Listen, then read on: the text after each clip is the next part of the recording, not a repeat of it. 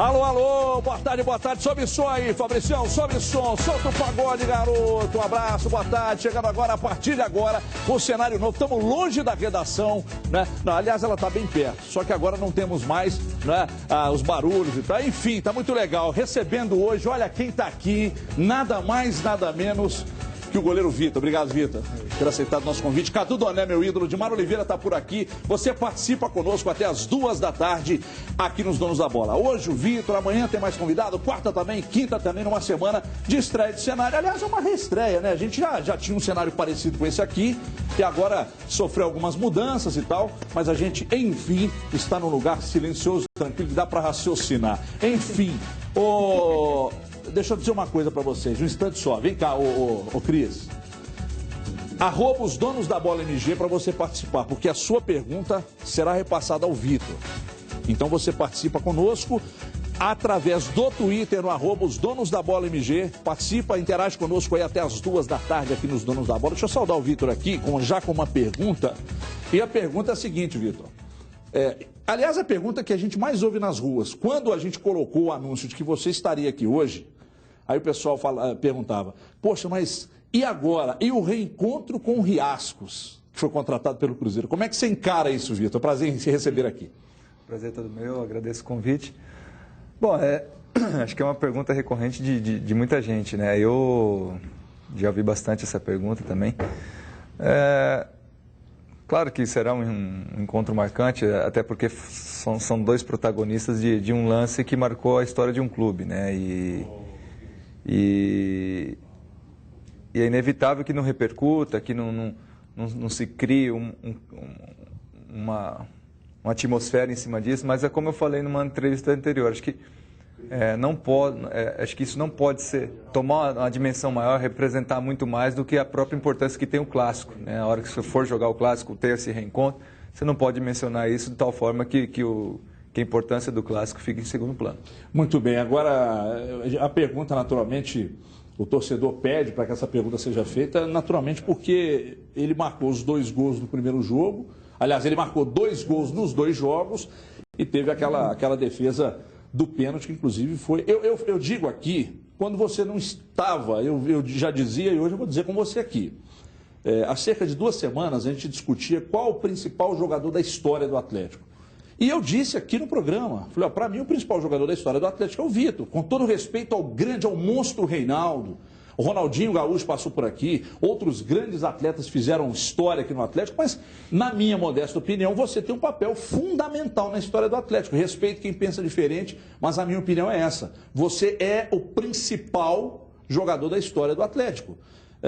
Como é que você recebe, você já ouviu isso de alguém? Porque hoje, Vitor, é curioso, nós temos umas imagens aí, aliás, uma foto que mostra o que você representa para a torcida. Aliás, põe na tela aí, gente, para o Vitor eu não sei se você teve acesso, se você viu essa foto que a gente vai mostrar daqui a pouco. Olha isso aí, me mandaram. Então, quer dizer, hoje você é uma referência.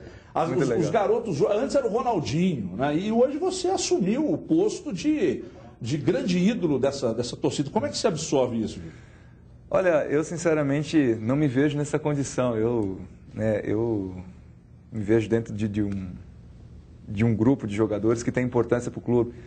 Né? E não é uma ambição, algo que eu queira, né, me tornar ou ser o maior da história do clube. Acho que cada jogador, cada atleta dentro da sua época tem sua importância. Tem o Reinaldo, Dadá, o Tardelli, Ronaldo, Hever, Leonardo. Então, acho que cada um tem sua importância, cada um tem seu espaço, quero o meu espaço. E acho que ainda tem muita coisa para conquistar pelo Atlético ainda, né? Tenho mais 2 anos e meio de contrato ainda, cumpri 2 anos e meio. Então, muita coisa boa, muitas alegrias eu vivi aqui. E a cada dia quero me eternizar no coração do torcedor. Essa imagem é muito legal, vindo de criança, a gente sabe, né, que é um sentimento puro e sincero. Então, quando a gente vê esse tipo de imagem, realmente a gente se emociona. Né? E até estava pensando nisso outro dia. Quando eu era criança, eu tinha meus ídolos, eu, né, gostava de ver determinados jogadores, né, e hoje você se tornar referência, principalmente para essa rapaziada, para esses jovens, né, se tornar um exemplo. Então, acho que essa é a grande responsabilidade, esse é o grande legado que você deixa. O que você faz como atleta, uma hora termina, mas acho que o que você faz como pessoa é o que realmente eu procuro deixar como legado. Tá, tudo bem. Cadu Donete e Mara Oliveira estão conosco também. Eu lembro a você, pelo @os donos da bola MG, você participa conosco aqui. Então se liga aí. @os donos da bola MG. Tá na tela, aliás, aí. Você pode participar, enviar sua pergunta. Daqui a pouco a gente começa a repassar o Vitor aqui. Cadu, boa tarde, tudo bem, ídolo? Boa tarde, um abraço, ídolo, um abraço a todos. Perguntar para o ídolo de muita gente aqui sobre, mais uma vez, sobre a partida que tinha que ter resolvido, Vitor. Eu lembro que nesse jogo, mesmo antes da defesa espetacular, histórica, você já fazia uma partida impecável.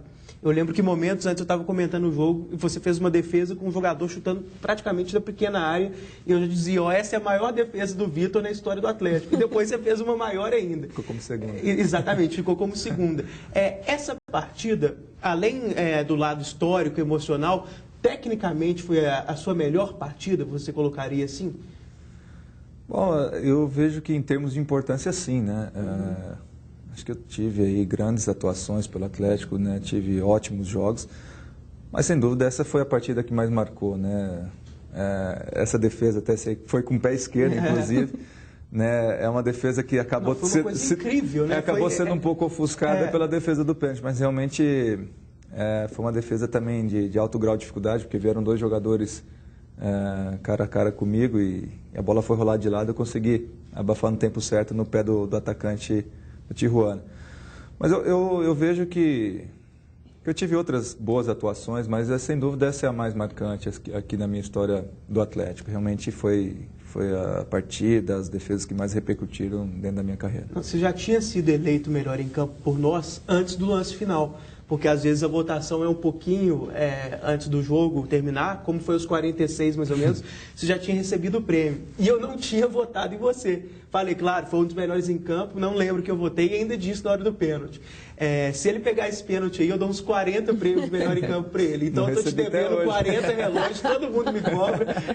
Vou te dar uns 40 relógios daqui a pouco. Agora, Vitor, óbvio que tem a sua chegada ao Atlético, tudo que aconteceu, né? O envolvimento com a Libertadores. Aquele dia foi um dia diferente, né? O estádio, as máscaras e tudo que envolveu aquele momento. Naquela história, além da sua defesa e tudo, quando vocês achavam que estava tudo perdido, que não tinha mais jeito, o que fez que a situação mudasse? Porque vocês falavam o tempo inteiro um com o outro, muito antes da defesa, vocês tentavam o tempo inteiro. O que mudou tanto aquele momento? Bom, na verdade... E foi o dia inteiro daquele jeito. Realmente aquele dia foi um dia diferente, né? Mas o ambiente ali era de muita confiança, de muita... principalmente de muita euforia por parte do torcedor, né? Até porque a gente poderia passar por uma situação inédita, que era uma semifinal de Libertadores, que até então o Atlético nunca tinha alcançado. E aquele gol do Luan, lá no México, aos 40 e tantos também, fez com que nossa confiança ela se elevasse. Foram pontos, né, no decorrer, né? Exato, porque nós já tínhamos criado aquela história de que caiu no horto, está morto, né? O Atlético muito forte, jogando em casa, né? E nós não imaginávamos que passaríamos por tantas dificuldades diante de Tijuana. Eu falo que dentro daquela campanha da Libertadores, o Tijuana foi o único time que conseguiu jogar de igual para igual, até melhor que o Atlético nos nossos domínios. Então... realmente foi uma noite diferente, acho que é começar pelas máscaras dos torcedores, acho que ninguém quer nem ver mais aquelas máscaras, foi algo até meio traumatizante para o torcedor, mas realmente foi uma noite diferente, mas que felizmente se tornou uma noite inesquecível para mim e para o torcedor atleticano. Olha, daqui a pouco a gente vai, o Vitor está conosco aqui até as 2 da tarde, daqui a pouco nós vamos tentar um contato com o advogado do Santos, que ontem, no final da tarde, destacou que o Cruzeiro não pode escalar o Mena, porque ainda tem algumas pendências, o Cruzeiro pode correr um risco muito grande. E daqui a pouco, então, a gente vai tentar falar com o doutor José Ricardo para ele explicar essa situação, para que a gente tome, então, ciência do que anda acontecendo, porque aqui ninguém falou absolutamente nada contra essa situação aí. Então, vamos esperar. Olha aqui, pessoal, no Independência, o Galo não encontrou muitas dificuldades para bater o Tupi por 2-0. E só teve gol de argentino. Dátolo e Prato balançaram as redes. Luciano Dias, o Mr. Band, tá demais, hein? Vai trazer tudo que rolou na partida e daqui a pouco a gente comenta aqui. Roda aí. O futebol e seus encantos. Quem não gosta de ver belos lances? O Luan sabe agradar a galera. Que caneta. Torcedor gosta de ver raça também. Aí pode chamar o Leandro Donizete. Mas o que o torcedor gosta mesmo é de bola na rede. E no jogo contra o Tupi, os argentinos do Atlético comandaram a missão. O Galo de Juiz de Fora teve que dançar o tango contra o Galo da capital.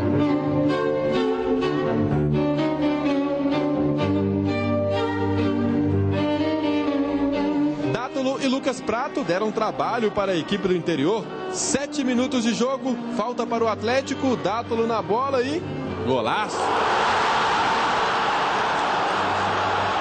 Que cobrança de falta foi aquela ali? Foi boa, foi muito bom, graças a Deus. A bola entrou, então estou muito feliz por isso. Lucas Prato chegou agora, mas já está se sentindo em casa. Quando recebeu o passe açucarado de Luan, marcou o segundo do Galo. Que estou muito contento por usar esta camiseta e, bueno, esperemos que pueda continuar haciendo goles. Os argentinos continuaram em busca de mais gols. O Dátolo tentou uma, duas. A terceira tentativa foi depois de uma tabela argentina, mas ficou na trave. Quase, mas bati um pouco cansado. Não peguei bem a bola, então eu acho que foi uma batida muito fraca. O jogo poderia ter outros gols. Vitor teve trabalho neste lance. Gleison evitou um placar mais elástico, mas ficou de bom tamanho para o Atlético, estreia no estadual com vitória e com muito tango. O Dátolo, todo mundo já conhece, ele tem um giro dentro de campo assim, muito interessante. E ele sempre está aparecendo em jogadas definitivas, assim, as jogadas finais. O Prato tem uma característica bem diferente. Ele vai ser mais como vocês viram hoje, sempre ali na última bola, uma finalização. E ele ainda pode dar uma assistência também, porque ele tem boa técnica para isso.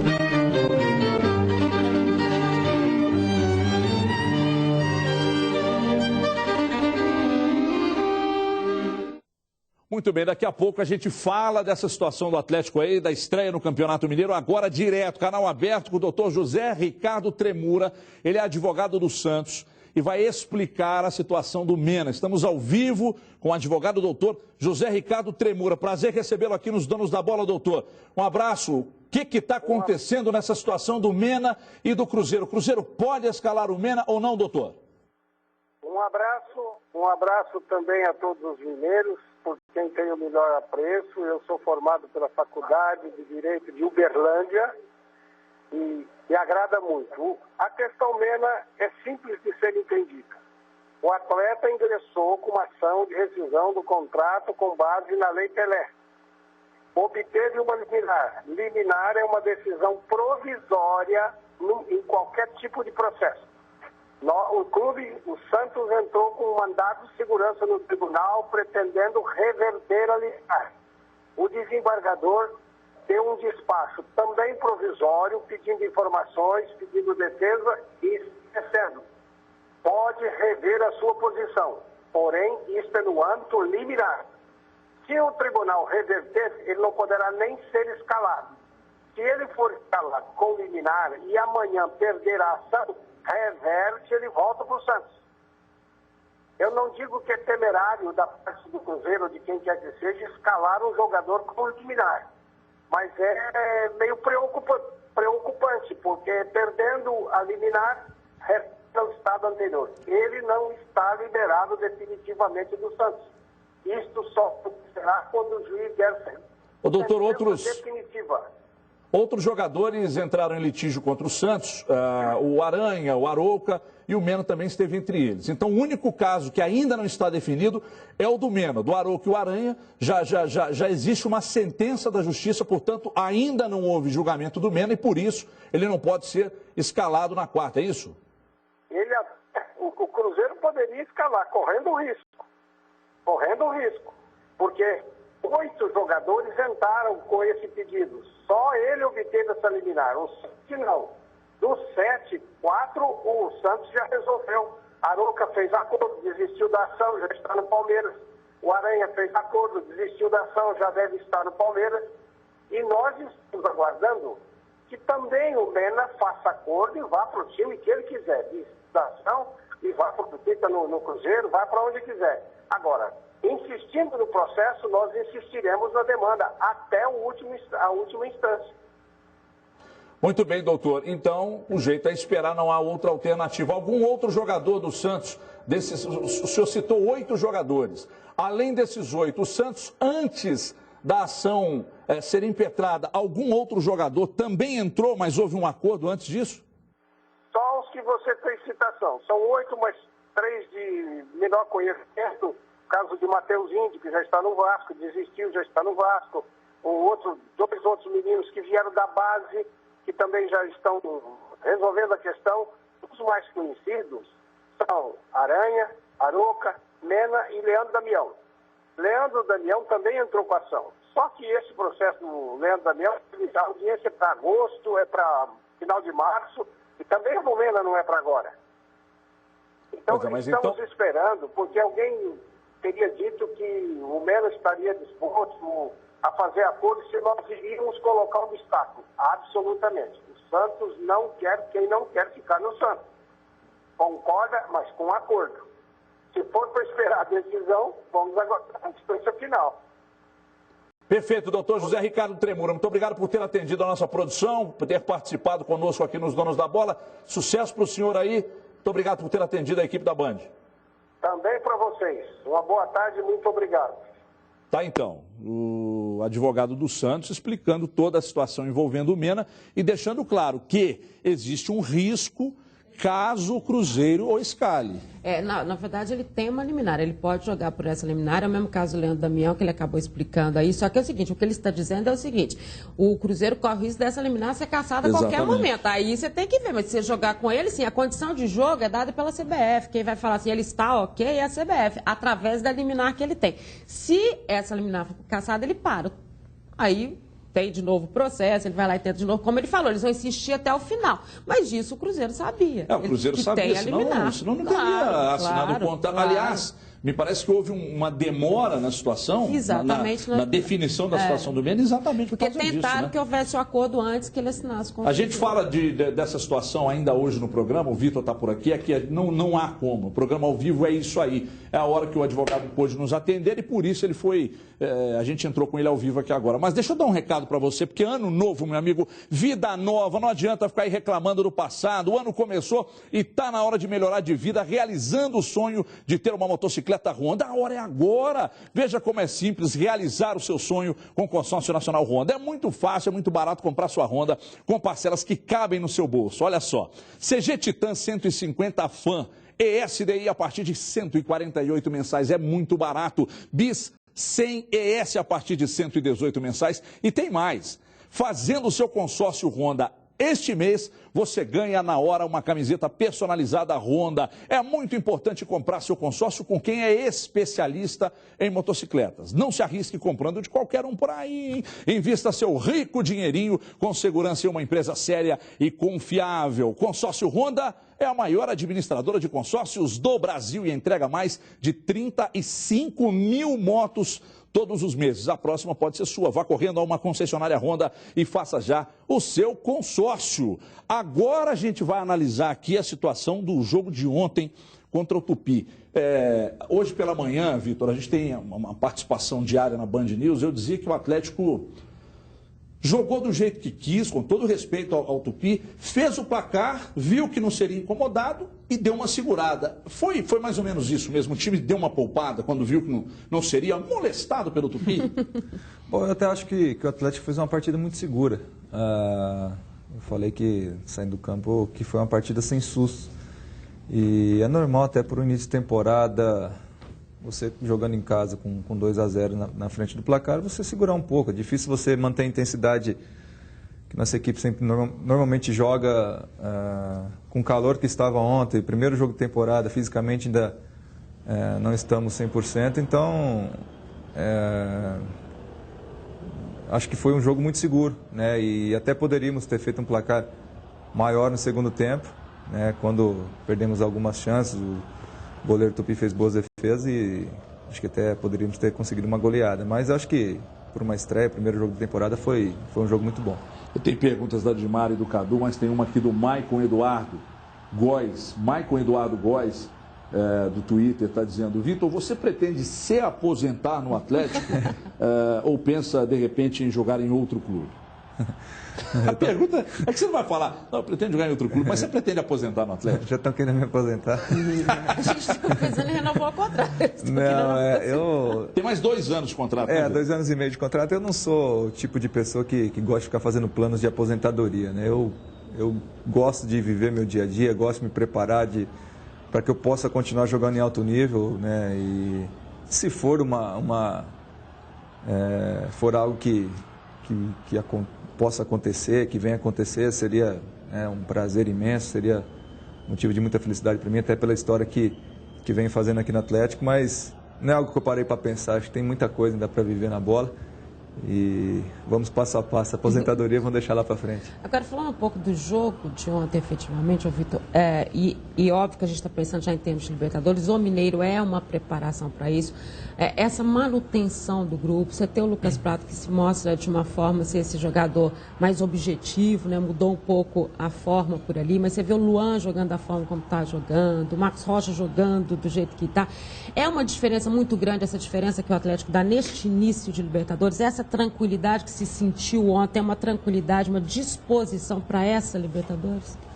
Bom, sem dúvida, eu já havia dito isso em outras entrevistas, que o Atlético ele larga um pouquinho na frente dos concorrentes no sentido de ter uma base de equipe montada, né, em relação ao ano passado, até porque foi uma base vitoriosa, foi a base que conquistou a Copa do Brasil, né, e fez um excelente segundo semestre. Então isso, sem dúvida, já nos deixa no nível competitivo à frente. Não que isso vá garantir conquistas, mas facilita o trabalho do Levi no sentido de já ter uma equipe pronta, já ter uma equipe estabelecida, sem ter que fazer muitas experiências, né, e acima de tudo ter um elenco, né, não só um grupo de 11 jogadores, né, porque eu digo que com um time você ganha jogo, com o elenco você ganha campeonato. Então nós temos um elenco qualificado e que, na maioria das vezes, quando algum jogador vem da reserva, entra no time, entra muito bem.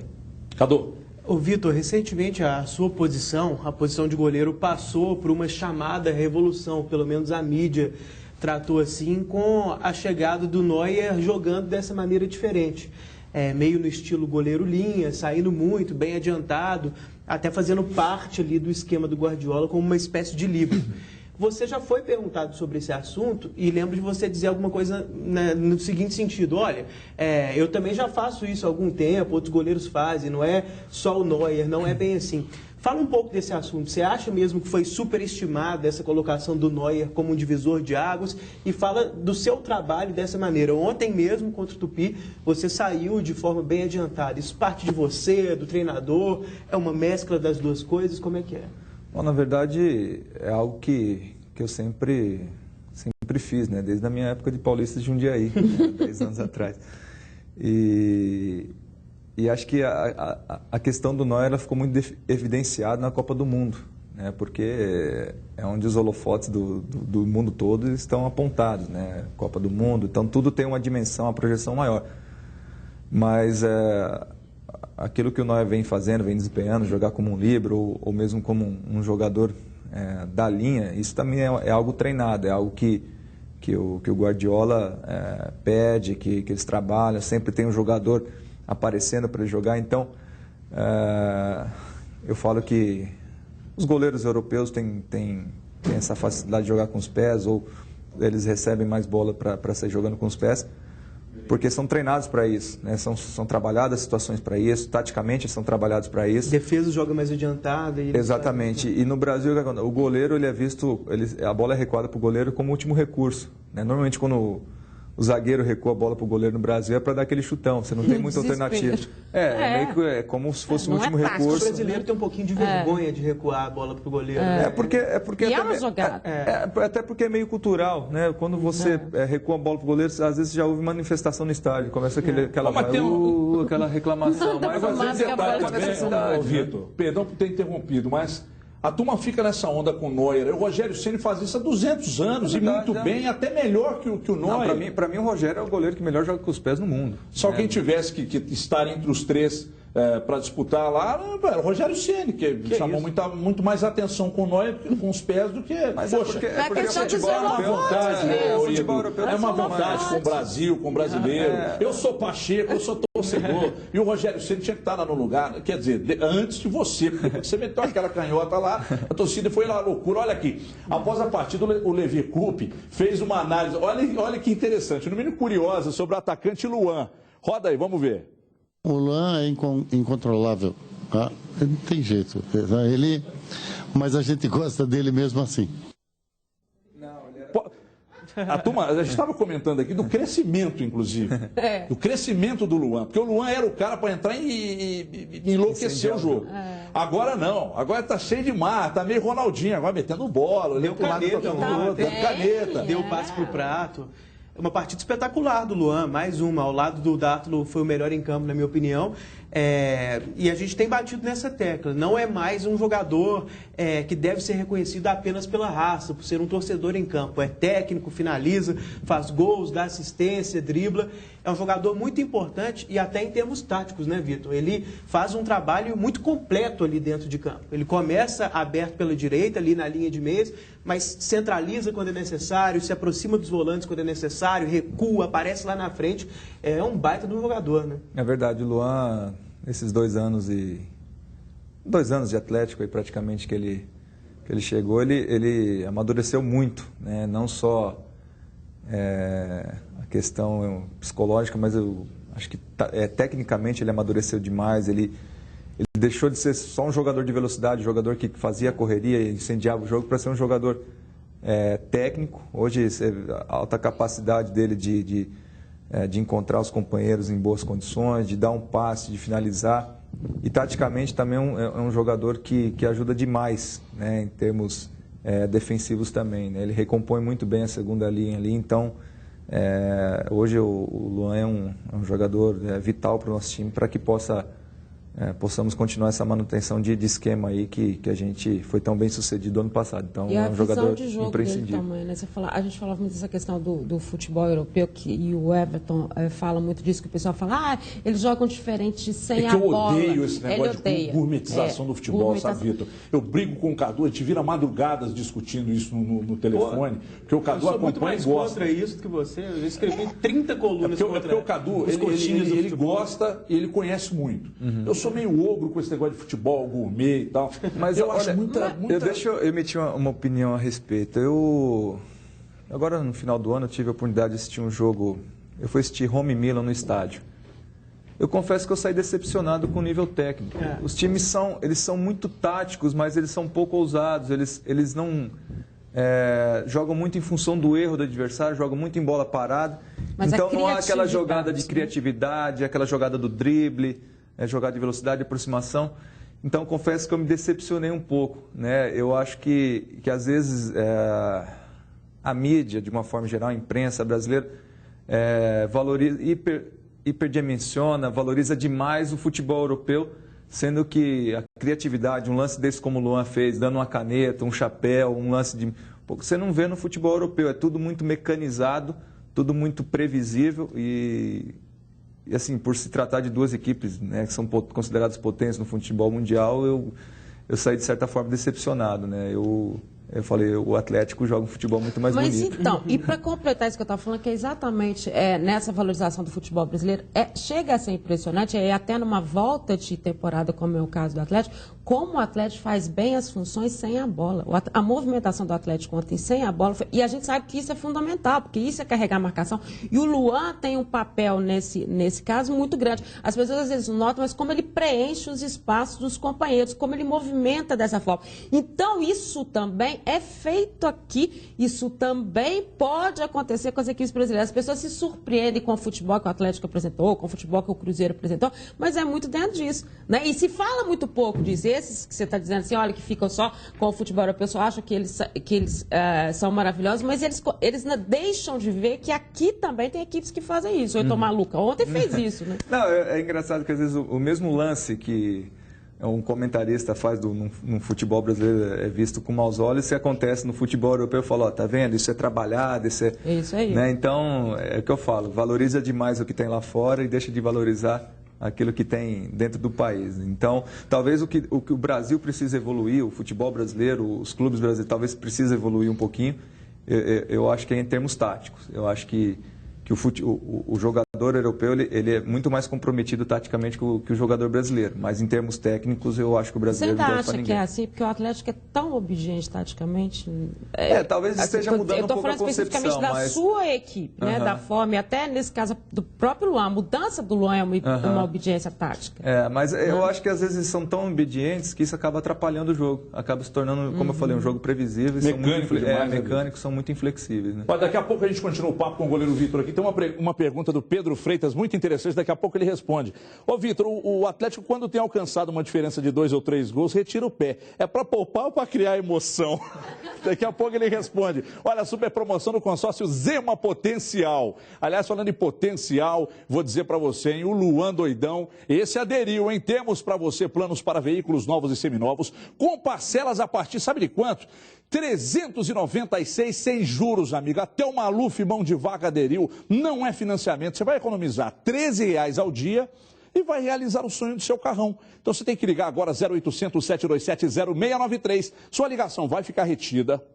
Aí um consultor entra em contato posteriormente com você e explica todas as vantagens. Então, promoção para imóveis também, hein? Promoção para imóveis. Atenção!